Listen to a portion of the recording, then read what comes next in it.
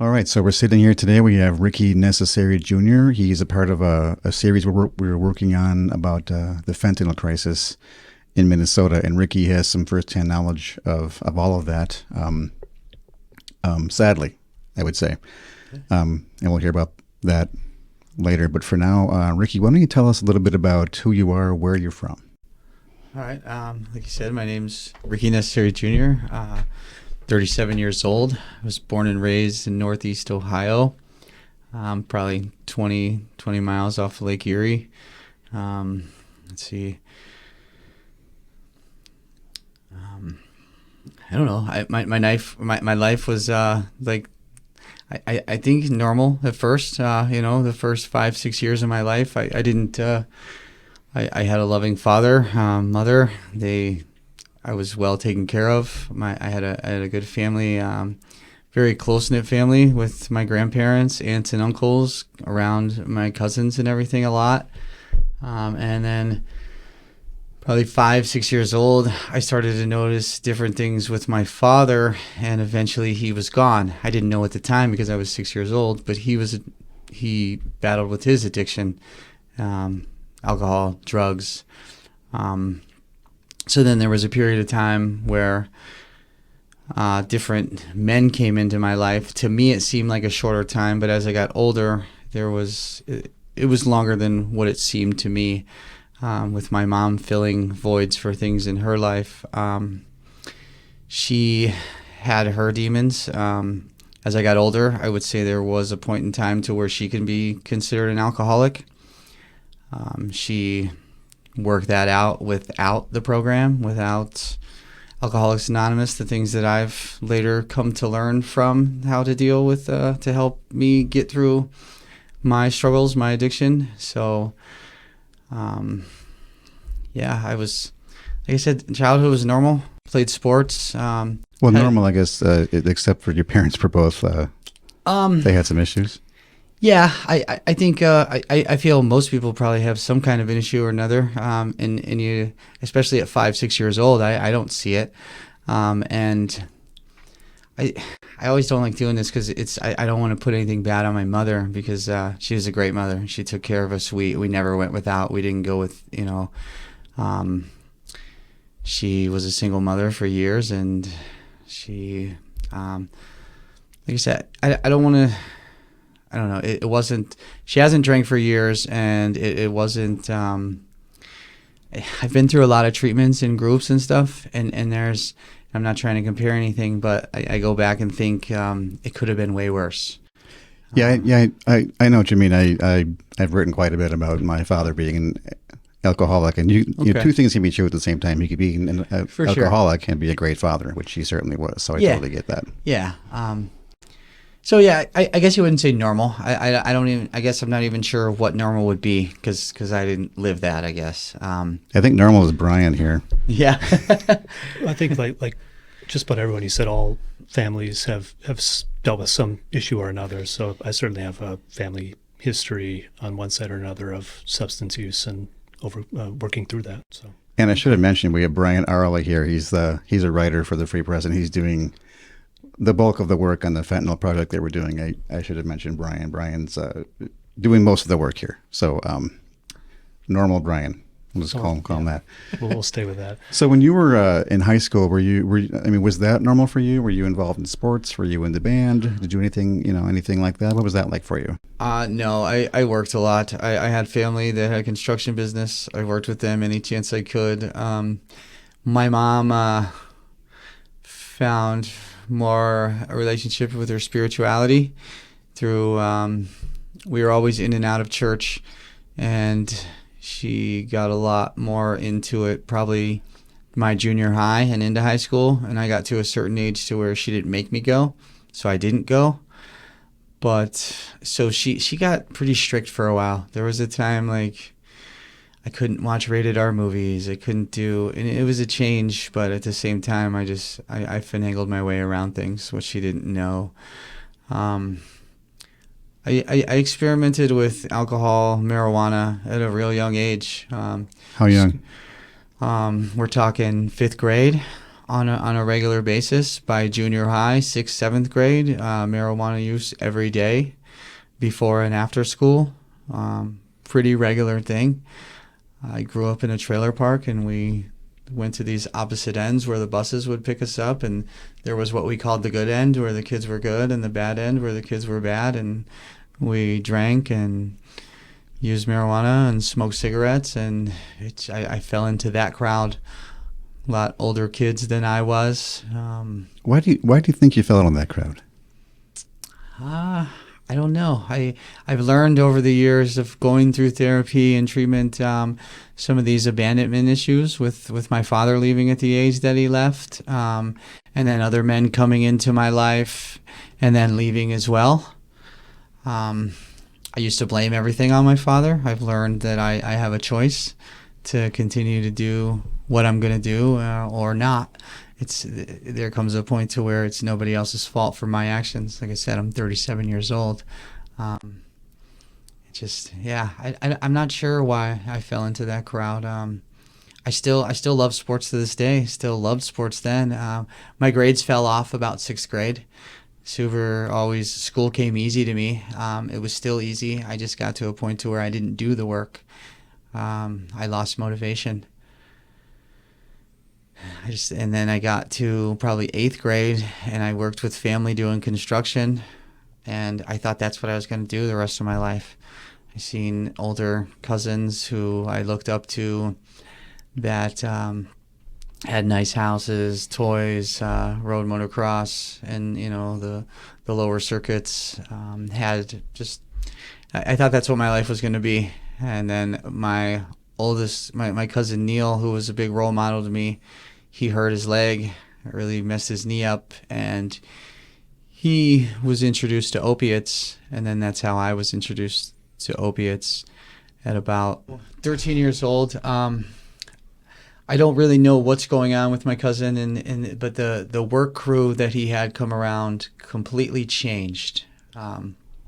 Some of the other family members that were normally around weren't around anymore. And like I said, I didn't really understand it. They didn't put it out to me. But I had walked into the basement. We had it set up. I mean, it was kind of like a lounge bar, play pool down there. They had air hockey, things like that. And I walked into a room in the basement of a couple guys snorting, which I didn't know what it was at the time. And I found out it was cocaine, and I persuaded them to let me try it.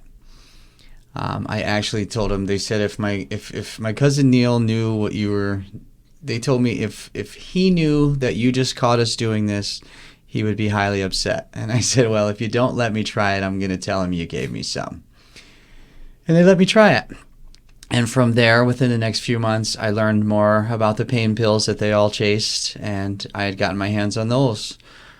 And it started with Vicodin, opiate, Percocet, and then I can remember getting a tooth pulled at like 14 and them giving me a prescription for Percocet, and me figuring out a way to get another one filled, and then another one filled, and then eventually they cut it off, and it was They were everywhere. It was really big then. People would drive to Florida and doctor shop and all over the place. And where I was from was literally flooded.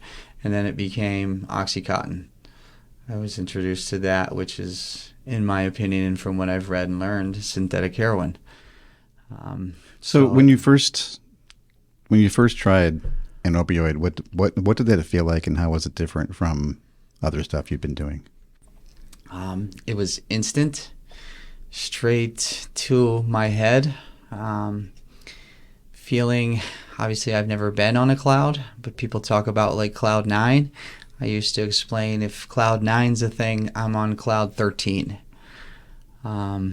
You feel nothing. And you would think for a 14-year-old, I shouldn't have aches and pains. And I don't really think I did, no more than the norm, but I felt nothing. I felt this euphoric feeling, and I didn't, for many years, I'm learning now, as I'm in recovery, to deal with feelings and emotions. I didn't feel any of that for years. Everything, the good, the bad, the ugly, I used drugs. So for many years, I was numb. Honestly, I don't I felt nothing a lot of the times. And by feeling nothing, I feel I didn't have to deal with anything in life. And I felt that way. I numbed myself for a long time. So numb, euphoric, and then it just happens to, you're just always chasing it. When you don't have it, you do feel every little thing that goes on. And then it comes to a point you do it so much that when you don't have it, you're sick, physically sick. Yeah. Did it come in the form of pills or powder at that point? Yeah, it came in the form of pills, and I started to eat them, and then I learned that you could break them down and snort them, which later, by the age of 16, IV use. And this is still Vicodin, Percocet, OxyContin? By this time, it's mainly OxyContin, Okay. and it'll progress at 16 into 17. It progresses to heroin because the pills have become harder to find. Doctors' offices are being shut down. Pain management clinics are being shut down, and literally right across the lake, I grew up by Pymatuning Lake in Andover, Ohio. You can go across the lake into Pennsylvania and purchase heroin for a much cheaper price. So I think many of us have seen the movies on, or the series on Netflix or Hulu or whatever, where they'll show a doctor's office with a line of people waiting in line for OxyContin. Did you ever see that kind of thing? Yeah, I've seen it outside of a house for a heroin dealer. I've been to different, rode with people to go to their pain management, and some of them would have 3 different pain management clinics, and it might turn into a 12-hour day to get around to them all. But in the end, they're either selling them and making money, at least they were, or they're using them as well. And most people are using them and selling them, because eventually I can't think of someone to where their prescription lasted them until they could go again. It wasn't really a thing. How much were you spending on drugs? I was really good with my money when I was younger. Cut lots of lawns. Like I said, I grew up in a trailer park. At the time, say age 16, I'm probably to $150, $200 a day habit. A lot of lawns. Yeah, put a lot of, and like I said, I'm working construction at this time with family. Okay. I put a lot of my birthday money, like we had birthday parties as kids. I had family Christmases. I was blessed with, to still have those things in life. And I saved a lot of my money as a kid, and I had a decent amount of money in a bank account as a kid, and was supposed to be saving for a car and for things that I was supposed to do, and I didn't do that. I turned to drugs, and I went through my money. And my mom she had access to my bank account, and I was always really good with it until about the age 16, 17. And then when it was noticeable what I was doing, I was missing school, I wasn't coming home for days on end, that's when they looked in to see, what are you doing? Where's your money? What's going on? Why can't you buy a car? Why aren't you worried about getting your driver's license? Why aren't you worried about these things a 16, 17-year-old boy should be worried about?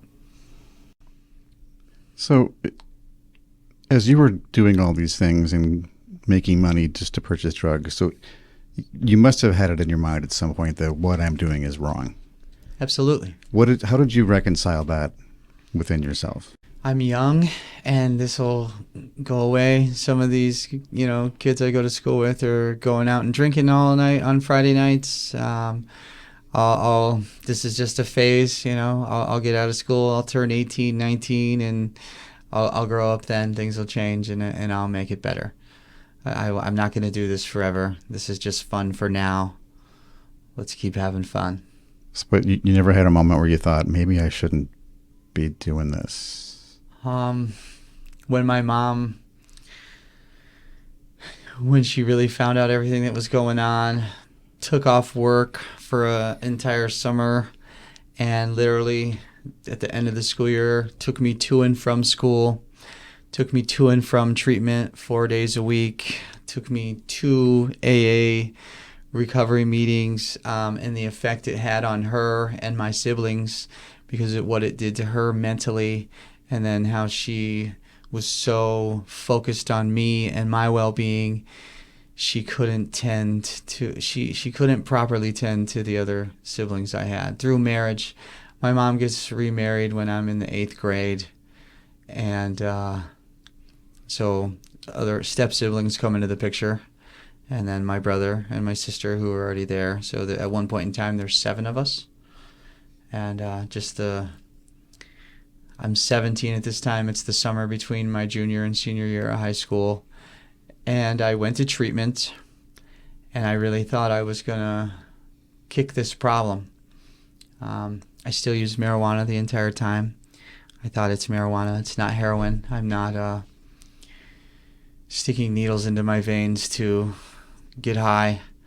I'm just smoking marijuana. So I never technically graduated that program. I completed it, but without graduation. You said AA? It was called LARC, Lake Area Recovery Center for Adolescent and Youth. Like I said, I don't have a certificate. I didn't graduate, but I went through it was IOP, Intense Outpatient Program. I was there for 3 hours, 4 days a week that whole summer. And there was a family night that was on Thursday nights, and then I was there, I think, Monday, Tuesday, Wednesday, Thursday. And I went through and I learned things, and you were required to go to so many meetings. The meetings I went in, I put a smile on my face. I listened to what people had to say, but it wasn't for me. At the time, it's just shoving God down my throat, and I wasn't on that. I wasn't ready for that. I had grown up in church, and I was like, yeah, I'm good. That's not the answer for me. So that summer probably was when something clicked, and I didn't use opiates or heroin for, I don't know, probably almost a year and a half. But I just traded my vices. I turned to my senior year of high school by October, my homecoming night. So towards the end of October, I turned to amphetamines. I was introduced to those and tried those. So I just traded one poison for another. It was all the same results. And actually, this was worse because my health deteriorated. I went from being 185 pounds to 140 pounds in 2 months. It was bad. It was just from meth use? Yeah. And I thought, I'm not using heroin. I went to treatment for that. This is going to be different. This is going to be okay. And that was huge where I grew up too, especially 2004 through probably 2010. It was one of the county I grew up in was within the top 10 in the United States for manufacturing. That's rough. Yeah. So why don't we skip ahead a little bit? Let's get to kind of the reason why we're here. Yeah, for sure. Fentanyl. When did that come into your life? 2015.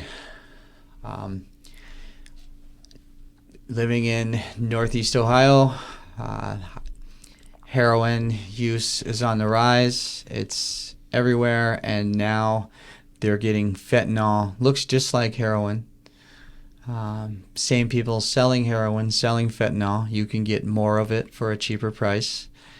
And sometimes it's being mixed into the heroin. And I don't even know if the dealers at this time know that, because majority of your drug dealers at this point in time, they're not using the drug they're selling. Especially the few main ones that I dealt with. You wouldn't, 2 out of 3 of them, you wouldn't know that they sold drugs. It was very discreet and very few people, and they made a lot of money. So it's starting to, what we called it, have no legs. It doesn't last. So you have to do more. In this situation, I don't want anything to do with fentanyl at this time. I know one's no better than the other, but it's not as, like I said, it doesn't last as long. The chances are you have to have more of it. And in the end, they're getting it cheaper, but they're still selling it to you at the same price as heroin. So yeah, 2015, I have my first encounter with fentanyl. A man that I was purchasing heroin off of for years tells me he's got new product and he wants me to try it. I try it, and it's not like anything I've ever done before. I don't like it. I don't want him to. I tell him you shouldn't sell this, and he's like, "Well, this is what's on the market. This is what's coming up. This is going to be the next big thing. This is what I can get my hands on. Kind of take it or leave it." So at this time, I'm nickel and diming. I'm selling. I'm buying so much off of him every week, and then to support my habit, I'm selling some to other people to do it. So I'm letting them know it's different. And there's this, you're hearing about it on the news every day. People are dying. It's just happening left and right because this new drug that's out there that's fentanyl.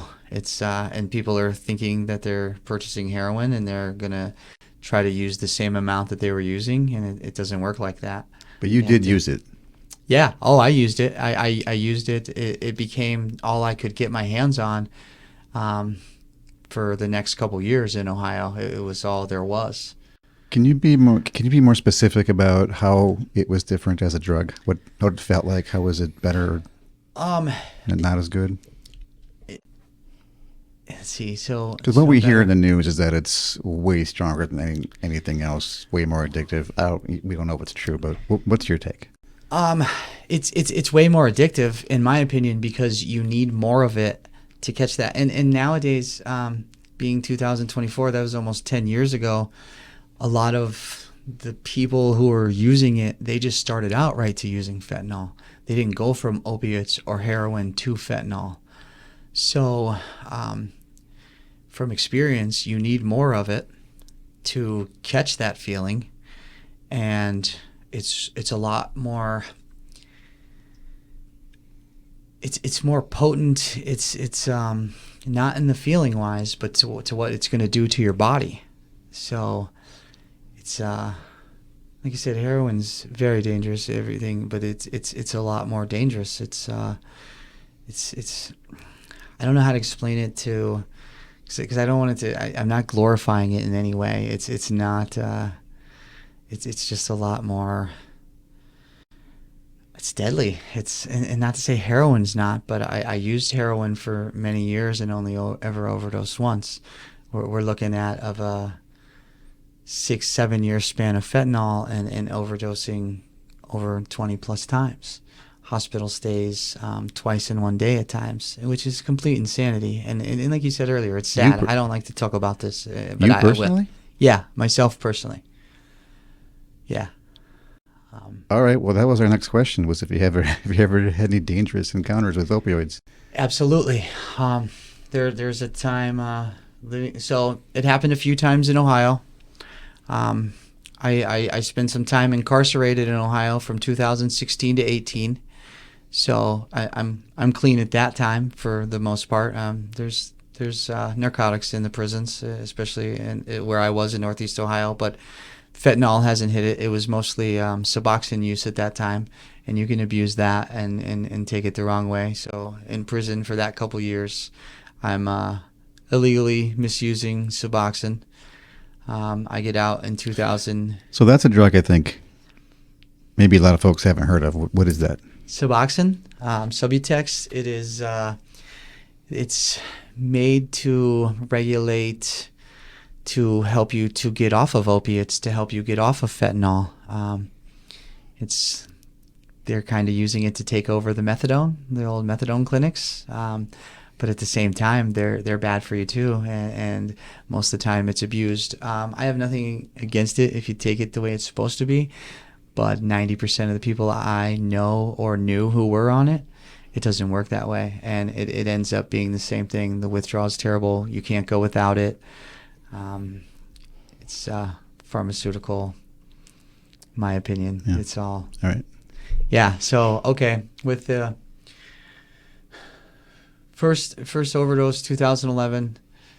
That was from heroin, and then the short stretch of using fentanyl throughout 2015 and into 2016. So roughly for a year and a half.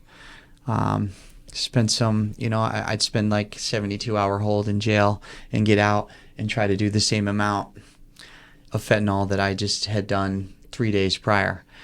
And you have to lower your dose, and it would put me out. And then Narcan became so readily available, you could go to any, we called them needle exchanges. I don't know what the proper term would be for them, but they had them all over in the cities where we went, and you could take your old syringes and they'd give you new. And then they started just handing out these little pouches. They called them Project Dawn.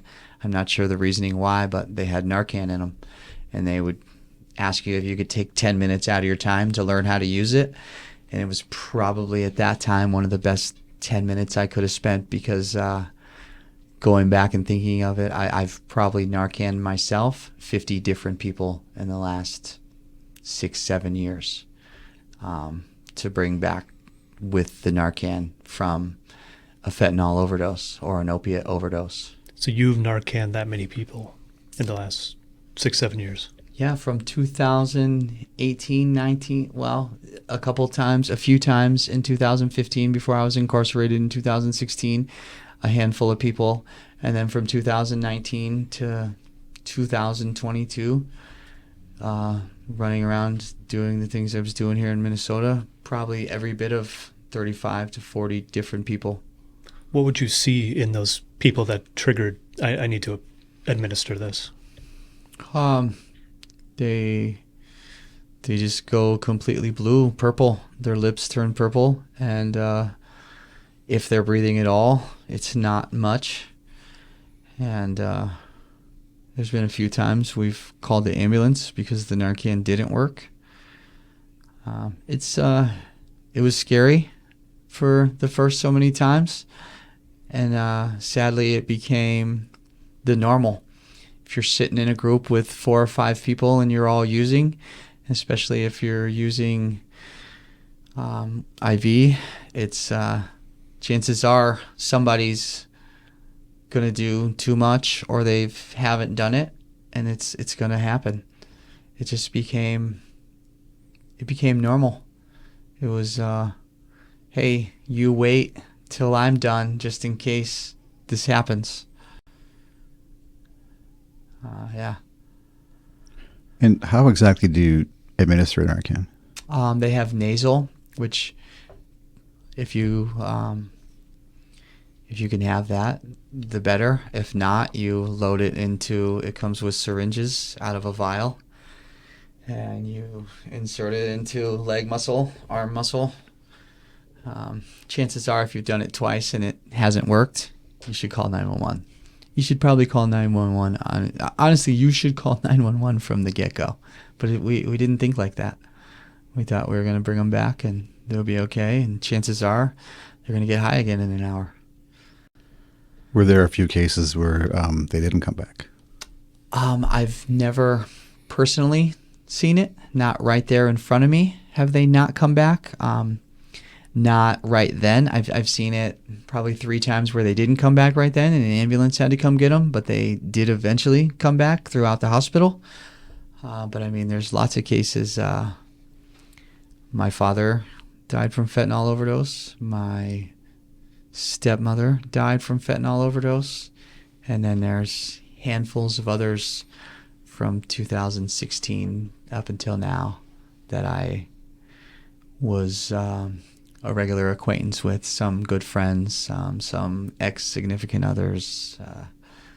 Yeah. Wow. What does it feel like for you to know that you were in that lifestyle and that could have been you? It's a miracle. It's a blessing. It's a big part of why I do what I'm doing now, to give someone hope. We talk in the recovery world, if one person listens to what you had to say and it helps them, then you're doing that there's hope out there. For many, many years, I thought that this would just always be my life. And I think I spoke about this with Brian when we spoke before, that I don't, my dad passing from this has been the biggest turnaround for me for it. I've gotten good out of it because that was always my crutch. I could always go back to Dad, and if he wouldn't have passed in 2017, I don't know where I'd be, because I would have gotten out of prison in 2018 and went right back to my dad's and still been in the lifestyle. Who knows if I'm sitting here with you today, and maybe not, and maybe, but I moved away from Ohio when I got out in 2018, and then I made my way here to Minnesota in 2019. I wasn't sober. I still used alcohol, smoked marijuana, but I didn't use meth or heroin or fentanyl for over 2 years, and then for almost another year out of prison. And then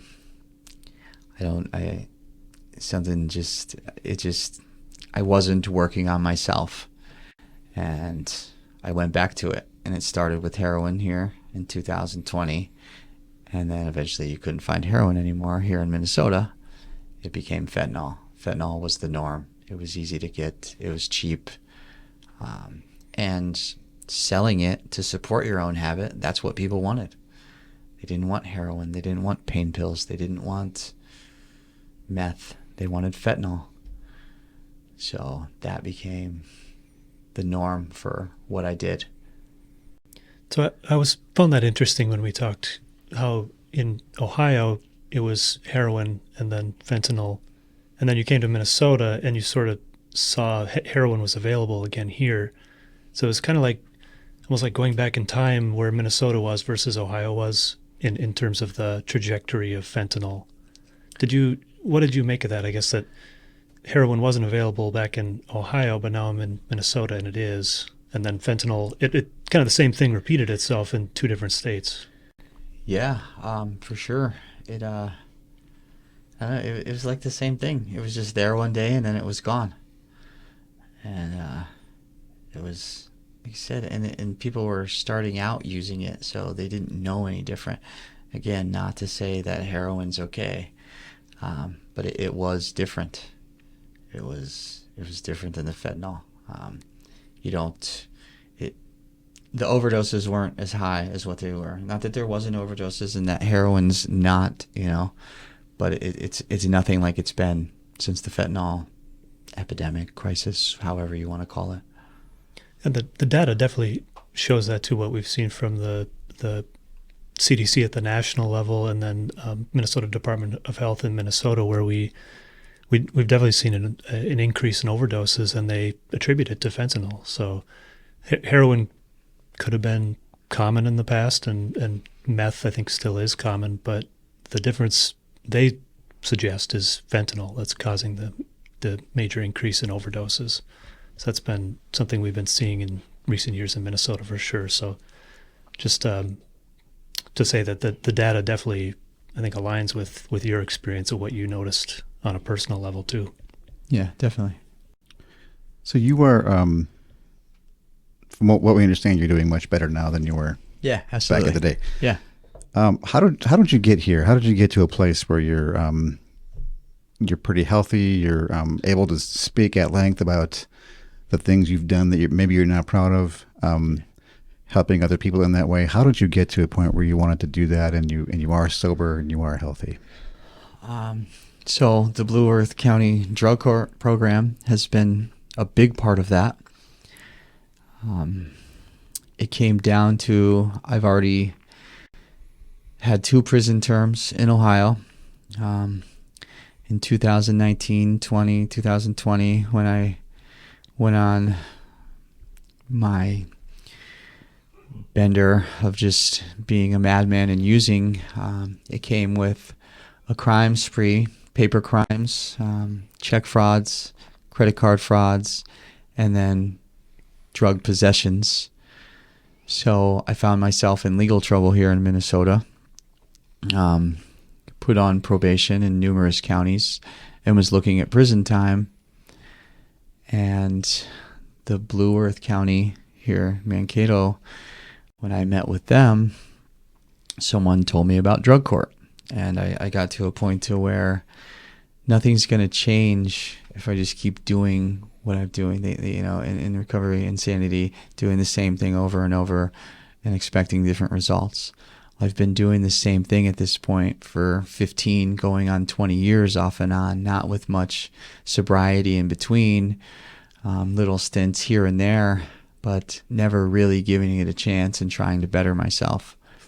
So the drug court definitely helped. I thought that the world was dark and gray and nothing good was in it, and until I started to get some more stints of sobriety and get into the recovery world and people who helped me, what I get to do now, and help others with the programs of AA, Alcoholics Anonymous, NA, Narcotics Anonymous, and there's other little branches off there too. But in the end, they're all the same goal. We're trying to get better, and then once you figure out how to get better, you help others get better. It keeps you from being sick by helping the sick. So I regularly attend recovery meetings, at least 1 a week, sometimes 4 a week, depending on how I'm feeling. Because all reality, I still want to use at times. My brain still tells me, since the last time I've seen you, I broke my finger playing softball. I've never broke a bone in my body. And sitting in urgent care, when the nurse or whomever she was asked me what pharmacy would I use if I was to be prescribed something, I had to go in my brain, and because my first thought was, sweet, I'm about to get some kind of opiate and it's going to be prescribed to me. This time's going to be different, Ricky. You can do this. And I had to be like, I'm an addict in recovery. I will be taking no narcotics. Over-the-counter ibuprofen will work for me. And, oh, okay, that's fine. But if I would have been like, yeah, this thing hurts, I really, I would have got a prescription right then and there. And it may have only filled it that one time, maybe filled it a second time, but that would have been enough. We wouldn't be sitting here today if Ricky eats whatever he's prescribed that day. You don't ever talk to me again, chances are. Like, I'm not sitting in this seat. Who knows where I'd be, what I'd be doing. I wouldn't be sober. Because that one prescription wouldn't have been enough. So yeah, I help others. I try to give a glimpse of hope. Okay, I'll listen to what you have to say and what you're going through. And if I can't relate, chances are I know somebody who does or can, and can tell you that, because we think we're unique. We think that nobody's gone through this. Nobody else had their father leave at 6. Nobody else had a drug addict father. Nobody else. Well, there's some things out there that are a lot worse. I've been in many treatment facilities, and sometimes it's like, Ricky, things weren't that bad for you. So what turned to make you want to do this?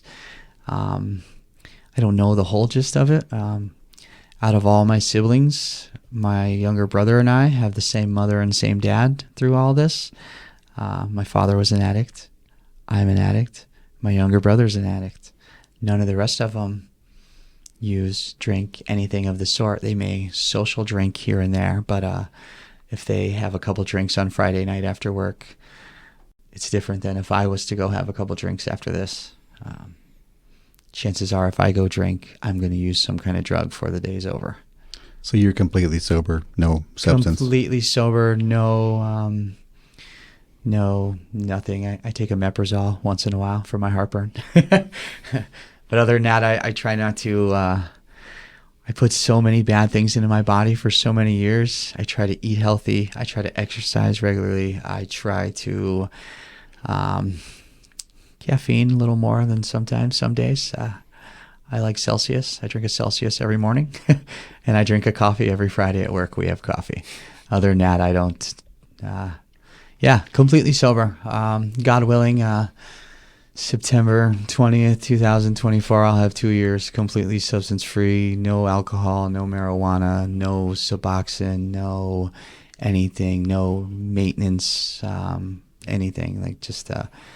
And I feel and strongly believe it has to be that way for me. It does. One triggers the other. I tested it, I don't know, a couple years ago before I got sober. I was sober for 7 months, which was the longest I'd been sober, probably since I was 12, 13 years old. Completely sober from everything. And that was due to drug court. I had to be. And I relapsed. I went out one night and had some drinks. And that same night, I went and used methamphetamine. And from there, I was off and running. I went to jail, so it only lasted 6 days, but it probably would have killed me. I don't know. It wouldn't have been good. What got you in jail that time? Drug court and using. You have to remain substance free. So you got tested and Yeah. Okay. Which I think I think I just didn't go test. And when it came down to it, they're like, you need to come see us. And before it went on any longer and things got worse, I just went and was like, I give up. Let's deal with this and do what we need to do. So I entered a treatment facility for 28 days and I got out and went right back to it. And then I did that for a couple months. And then I went to a treatment facility for a longer time, Minnesota Adult and Teen Challenge. I spent 13 months in there. And I needed it because the 30, 60, 90 days, the 10, 11, 12, 13 of them that I've been to weren't enough for me. My goal was to have a year of sobriety before stepping back into the real world again. And they help you adapt and slowly get back into it. But this is the same program that was going to go in up at Good Counsel, and folks around there protested and didn't happen. Mm-hmm. Yeah, my opinion, great program. But there's other great programs out there too. You have to be ready and willing to do the work. It's because they're there to help you. It's on you. You have to. I had to. Something else happened. My father died a miserable man. He was, I don't even know how old, in his mid-50s. And he wasn't happy. And he drank and used and abused drugs and things his whole life. And he just wasn't a happy man. And I was like, this is my fate. This is, if I make it that long, even into my 50s, like, I'm just going to be a miserable person if this is what I continue to do. And I see people in recovery who have multiple years, and some of them I knew from before. And it's like, what happened to you? What changed? Well, I took, because I still have everyday things. I just don't numb myself to them. I'm learning to feel them, to deal with my emotions, to feel my feelings, because I didn't for 15, 20 years. The good, Ricky got high. The bad, Ricky got high. The in-between, Ricky got high. One way or another, whether it was alcohol, marijuana, methamphetamine, heroin, opiates, fentanyl, whatever the case was. But yeah, all reality, the last so many years, it's been fentanyl, and it's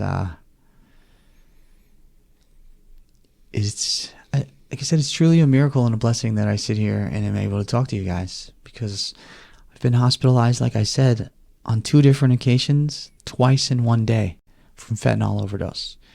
Being hospitalized, being released, going out, using more drugs, overdosing, being hospitalized again. And it was just happening on the regular. It's not like they can just hold you for days. They didn't catch me with anything. They can't charge me and put me in jail at that point. So they just let you go back out there. It's not their fault by any means. It wasn't like, oh, they pushed me out, so I went and used again. That's my fault. But that's, like you said earlier, it's sad. It's sad. But there can be happy endings. It doesn't have to end that way. And that's what I don't know. For the most part, I'm a pretty happy person most days. The programs I do that I'm a part of, helping people, the 12-step program, getting to help others, and just showing them that there's a better way. It's kind of scary. I'm going to be graduating drug court in October, but I know that if I stay involved and do the things I'm doing, I'll be speaking at the fentanyl awareness thing here at the end of the month. I've been asked to do that. And I just say yes to those things when they want me to be a part of it and kind of tell my story. I don't know if I'll tell it if I knock it down to a 5-minute story or a half. I don't know how it's going to work. I haven't really gotten to the details. They just asked me, and I said, yeah, I'll be there. You know what I mean? We'll get closer. We'll do the details when we get there. How does graduation from drug court work? What do you have to attain, and what steps do you have to go through to get to that point? You have to have so much time in sobriety. You have to be sanction free for so long. It's usually anywhere from an 18 to 19 month program. The end of this month, I'll have 3 years in the program. They've worked with me a lot. They've sent me to treatments. They didn't give up on me. I was fortunate in this time. I never caught any new charges. That's usually termination. I've seen a lot of people come and go. I've seen a lot of people. I've seen people in the program overdose and die. So not physically, like with my own eyes, see it, but it's happened since I've been in the program. People join and get some time under their belt of sobriety and go back out and use, and it was their last time. So they'll have like a ceremony at the courthouse. You can have family come, and I'll still be on probation. I'll still have to call. I have to, every day when I wake up by 6 a.m., I call what they call the color wheel, and it tells me if I have to come in and take a UA. I'll still have to do that for probably at least 3 months, which is good for me. I'm okay with it. UA being urine analysis, drug test, drug screen. Yeah. Yep. Yeah. So I'll still be on like a minor probation. So, but yeah, it's and then there's things I want to stay involved with it. I'll still probably attend at times. I'm looking to possibly help other people who are in it, because I don't know, when I joined it, I thought I was smarter than them and I could still do what I was going to do, and this is just going to keep me out of prison, and I'm going to be able to I never, when I joined drug court, had the intention of being sober. I'll play their game for a little while and do what I need to do, and this is going to keep me from being incarcerated for the next 2-3 years. And then you're not going to get away with that with them. That's not what that's not what it's built to do. It's not going to happen. You're going to, and not to say some people don't go through it and then go back out, because that happens too. But if you really, I don't know, a gentleman told me years ago, give me a year of this, of being sober and really trying to better yourself. And if you don't like it, if your life hasn't gotten better and things haven't changed, he said, I'll buy you your first drink.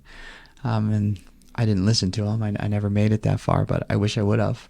Because I think if I would have gave it that honest, real try for a year and tried to do better, I would have seen that things are better this way. So. All right, Ricky. This has been fascinating, and thank you very, very much for coming in and sharing your story. I think it's going to be really well received with people. I think a lot of folks in our community are concerned about the fentanyl crisis, and they want to know what. I think a lot of folks don't have any kind of connection to it, but they know it's a problem. They know it needs to be dealt with. And I think if they hear stories from people like you, they can kind of put a face to it, and I don't know. It can only help, I think. So thank you very much for coming in. This has been really good. Yeah, thank you for having me. I really appreciate it. Yeah, and maybe that connection they do have is from coverage in the news about the worst case scenarios, the overdose death and the trials that we report on. So getting this perspective of someone who's experienced this and is has a message of hope at this point is I think really a good addition and helpful for the community to hear as well. So thank you. Yeah, thank you both. I really appreciate it. And like you said, there's a lot that don't make it out, and then there's more than just me out there who do recover. There are stories of success, and it comes down to getting the help and truly want, because there's help out there. Myself, I had to want it, and hopefully others do too. So, all right. Thanks again. Yeah, thank you so much.